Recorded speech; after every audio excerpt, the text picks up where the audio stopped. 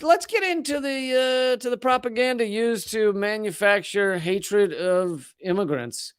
This is coming from Fairness and Accuracy in Reporting. They do great work.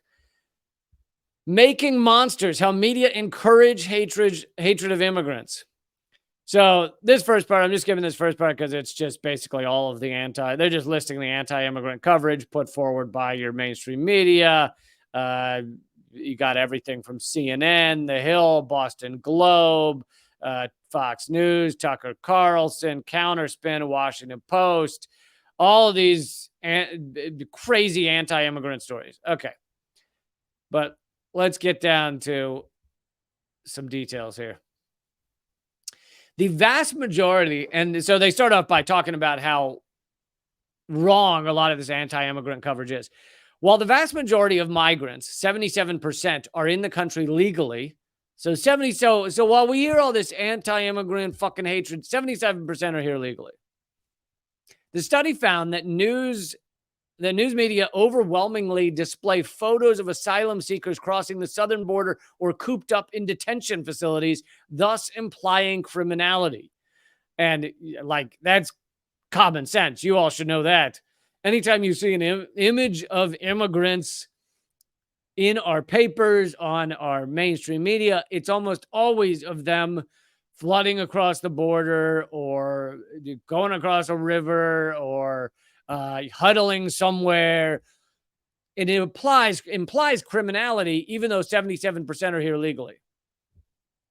In another instance, despite women accounting for a little over half of U.S. migration, 51%, so half or more than half of migrants are women, national magazines play up the bad hombres archetype, the bad men archetype, by picturing Latino migrant men at far greater rates than their female counterparts. This disparity fortifies the physical threat mirage, right? Because if you show, even if you do anti-immigrant coverage saying, oh, these horrible people, they're coming across the border, but if you then show a clip of it's a lot of women and children and they're holding babies over their heads as they come across the river, people that go, they don't look that scary to me. But if you just show groups of men, far more scary to people. So despite the fact that 50% or more are actually women, and that's not even counting children. So if you were to count children, it'd be, a large percentage of migrants are children. But over 51% are women, and yet most of these images are of men or mainly men. This stereotyping is enforced when right-wing outlets work tirelessly to prove a non-existent correlation between violence and heightened immigration. The trend is latent in conservative media pandemonium surrounding the MS-13 gang. So they're talking about the fact that you can hear endlessly. And if you turned any other live stream right now, or most of them, talking about immigration, they're probably going to be talking about how much criminality immigrants cause.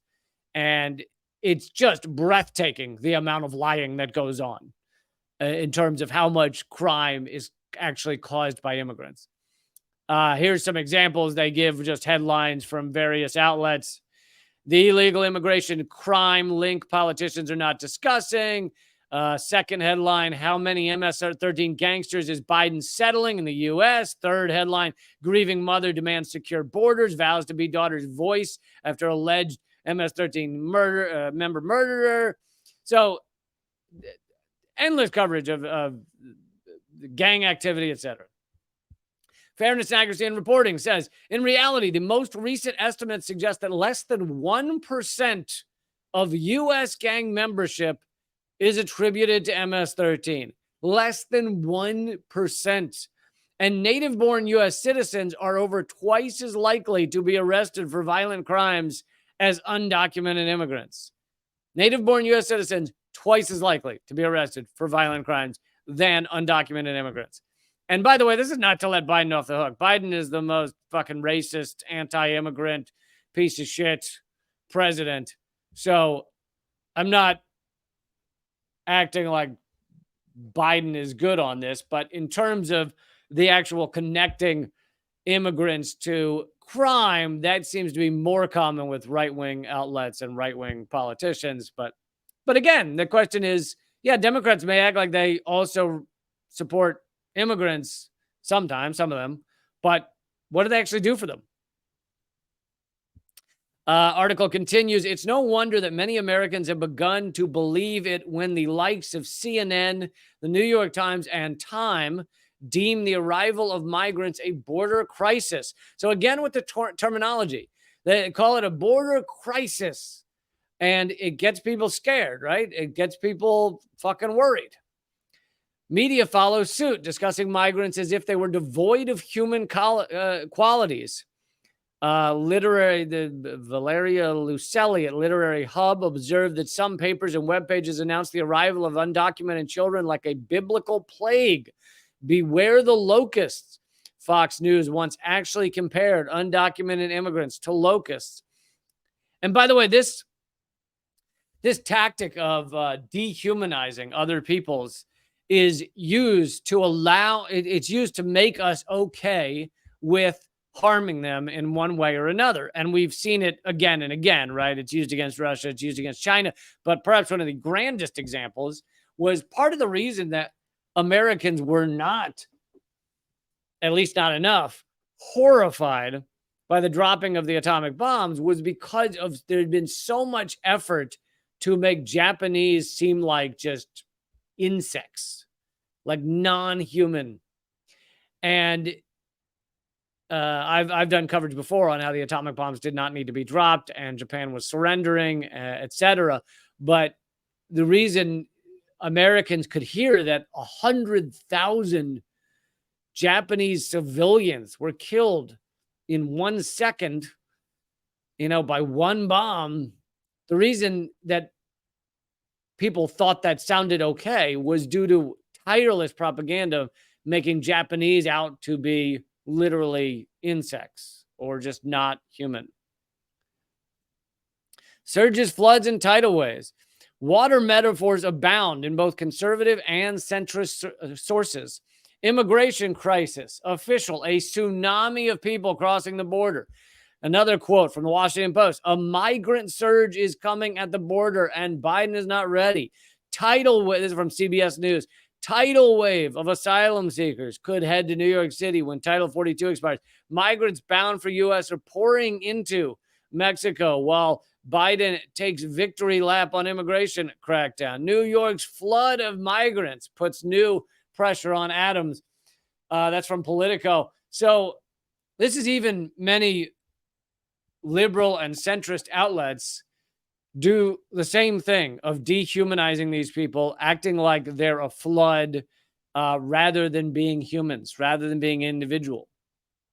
I mean, you don't hear this talk about like, there's a flood of people getting cancer across the U.S. There's a flood of people in line at Starbucks. Like the news media, when they cover things that they're not trying to dehumanize, they don't use this terminology.